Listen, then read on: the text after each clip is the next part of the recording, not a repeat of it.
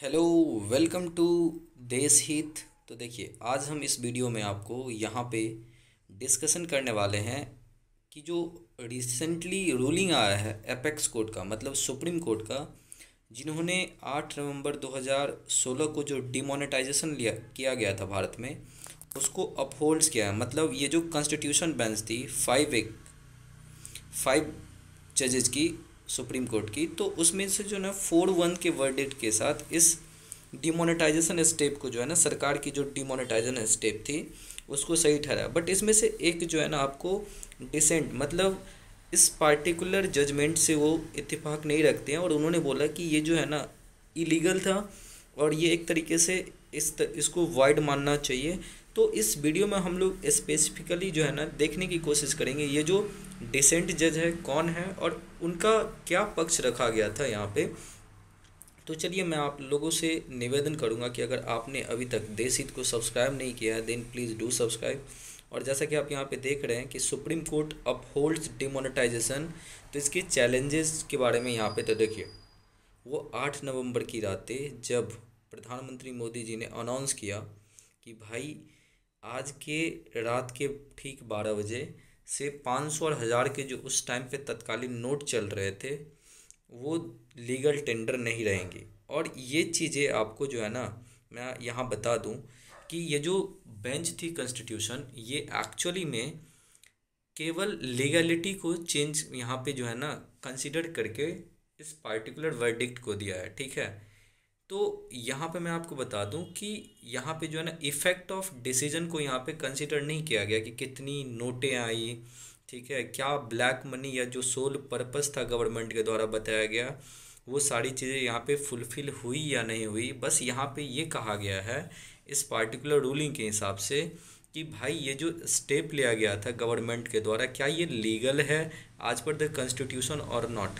तो इसी को जो है ना 4-1 से वर्डिक्ट मिला है। और इसमें जो डिसेंट जजेस हैं, मैं आपको बता दूं कि इनका नाम है जस्टिस नगरथा, और ये जो है ना भारत की पहली सुप्रीम कोर्ट के चीफ जस्टिस ऑफ इंडिया बनेंगे आपको 2027 में। और इनका मानना है कि ये चीज़ें जो है ना एक तरीके से जो 2016 की सेंटर की जो डिमोनेटाइजेशन पॉलिसी थी वो आपको इलीगल है।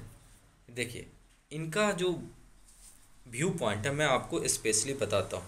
उन्होंने बोला कि ये जो डिमोनेटाइजेशन है ये लॉफुल और विटिएटेड इसलिए है क्योंकि लीगल एनालिसिस के द्वारा ये जो पता चला है कि decision to ban notes of 500 and 1000 ये सेंटर के द्वारा जो है ना नहीं होनी चाहिए, ये जो है ना रिजर्व बैंक ऑफ इंडिया के द्वारा होनी चाहिए। क्योंकि हमारी जो इंस्टीट्यूशंस है आपको बैंकिंग की, वो रिजर्व बैंक ऑफ इंडिया, हमारे देश में जितने भी इकोनॉमिक जो है ना स्पेसिफिकली टेक्निकल स्टेप्स लिए जाते हैं किसी भी चीज़ के लिए, वो रिजर्व बैंक ऑफ इंडिया रखते हैं। और इनका जो नागरत्न साहब जी का जो व्यू पॉइंट है वो यहीं पे आती है। और उन्होंने बोला कि ये कैटेगरी लिखा गया है और ऐसा सरकार के द्वारा ही लिखा गया है।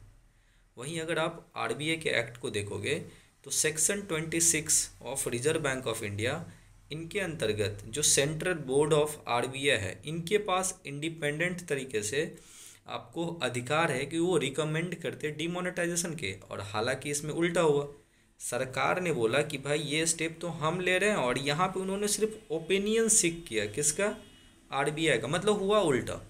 और इस कारण से ये जो है आपको बीवी नागरत्ना, उन्होंने जस्टिस जो है ना उन्होंने बोला कि भाई ये चीज़ें आपको कहीं ना कहीं एग्जीक्यूटिव ऑर्डर से आया है, और जो अपनी इंडिपेंडेंसी होने का जो एक तरीके से ये जो है एक अनलॉफुल फॉर्म है, मतलब ये इंडिपेंडेंट तरीके से आरबीआई के पास से नहीं आया है। और ये सारी चीज़ें उन्होंने बोला कि जब सेंटर और आरबीआई ने अपनी डॉक्यूमेंट सुप्रीम कोर्ट के सामने इस पेटिशन के अगेंस्ट में रखी है तो उसी में ये सारी चीज़ें लिखा हुआ था। उन्होंने ये भी बोला कि ये जो प्रपोजल है इंस्टीड ऑफ सेंटर जो है ना आपको कहाँ से आनी चाहिए थी, तो आरबीआई के द्वारा आई थी। और इसमें जो है ना केवल सेंटर ने क्या किया, ओपिनियन सीख किया आरबीआई का। देखिए, एक्चुअली में ये जो नागरत्ना साहब जी हैं जस्टिस, उन्होंने बोला कि भाई देखो, जिस तरीके से एक एग्जीक्यूटिव ऑर्डर ला करके विद इन द 24 आवर ये सारी चीज़ें की गई है, इसको आप एक एक्ट के द्वारा भी ला सकते थे। आप प्रॉपर डिबेट कराते पार्लियामेंट में, क्योंकि पार्लियामेंट जो होती है ना, ठीक है, वो हमारे देश की एक तरीके से आप बोल सकते हो कि मिनिएचर होती है, ठीक है। वो हमारे डेमोक्रेसी का बेसिस होगा।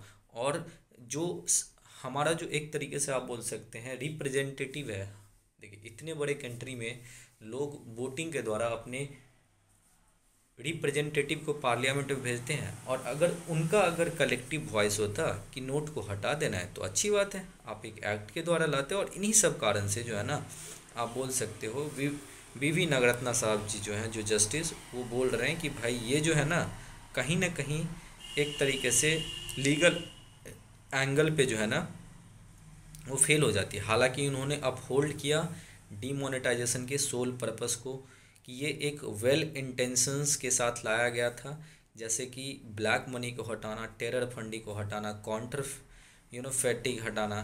तो ये सब सारी चीज़ें, टेररिज्म कम भी हुई इससे, आपको स्पेसिफिकली जम्मू एंड कश्मीर में।